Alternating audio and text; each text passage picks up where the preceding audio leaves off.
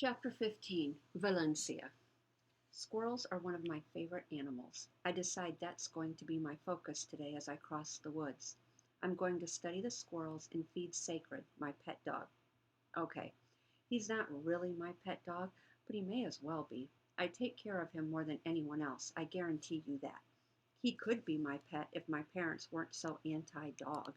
They claim they aren't, but they refuse to let me bring Sacred home because they say pets are a big responsibility and they don't want to be the ones taking care of him. I tell them the whole point is that he would be my pet, which means I would take care of him. But they don't listen. They don't think I'm responsible enough to take care of a dog. But how would they know? We've never had one. I think they just don't want a dog in the house. If that's the case, they should just say so instead of blaming the whole thing on my perceived lack of responsibility. I don't get them sometimes. I really don't. So, because my parents think I don't know how to feed or walk a dog, Sacred is stuck out there in the woods fending for himself. I take good care of him. I bring him a bowl of food every time I go animal watching, and he always shows up. He's the sweetest dog. You wouldn't know it to look at him, not at first. He's a big dog, and he looks mean because he's kind of mangy. I mean, he lives by his wits in the woods, so he isn't exactly wagging his tail 24 hours a day. But all I had to do was look at his face, and I knew he was friendly. You know how I said meanness shows up in people's faces? It's the same for dogs, too. It's the same for all animals who have eyes, most of the time. Sacred is all black. For some reason, people are more afraid of black dogs than dogs of any other color. Now that I think about it, it's the same for cats, too. I don't know why.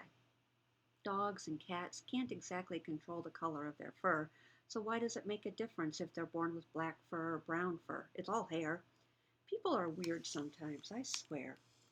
I decide to head into the woods around 10:30. That will give me plenty of time to document squirrel activity in my log, feed Sacred, and get to Kaori's house without rushing. But first, I need to swipe a bowl from the kitchen. Every now and then my parents have styrofoam or plastic bowls on hand, but most of the time they don't, so I have to secretly take a real one. I always pick the ones my parents don't use so they won't notice, but lately Mom's been going through the cabinets and I think she suspects something. I can see her mind wondering, what happened to my bowls? Here's the thing. Every time I bring Sacred food in the woods, I plan to return the bowl, wash it, and put it back in the cabinet. No one is the wiser, right? But every now and then, okay, most of the time, Sacred brings the bowl to an undisclosed location, never to be seen again. I know I need a better plan, but I always forget to come up with one, and I don't think about it until I'm about to feed Sacred, like right now, for instance.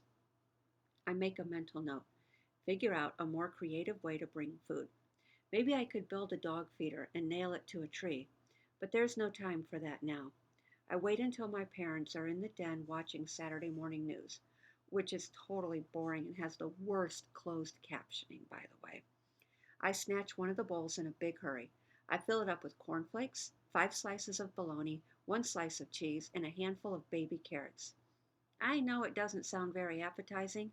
Trust me, it doesn't look appetizing either. But Sacred isn't picky. When you're hungry, you're hungry. Unfortunately, I'm not able to make a simple escape. My mother tugs my shirt before I can get out the door. "Where are you going with that?" she asks. "Outside for breakfast?" She looks inside the bowl and raises an eyebrow. "That's what you're eating for breakfast?" Yes? Okay, I know I'm not very convincing, but if I tell her I'm going into the woods to feed a stray dog, she'll freak out. She tends to freak out over the dumbest things. Then I'm going exploring. I turn sideways so she can see the small bag over my shoulder, which carries my journal, aka my zoological diary, and favorite sketching pencil.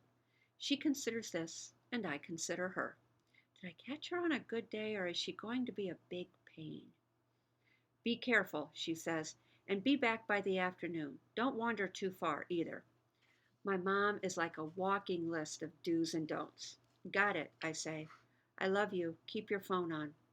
There's always a footnote to her I love yous. "I love you. Be home by 4. I love you. Be sure to answer my texts. I love you. Be careful." I wonder if she does it to my dad, too. Love you, Mom, and I will, I say as I walk out the door. I guess I use footnotes too.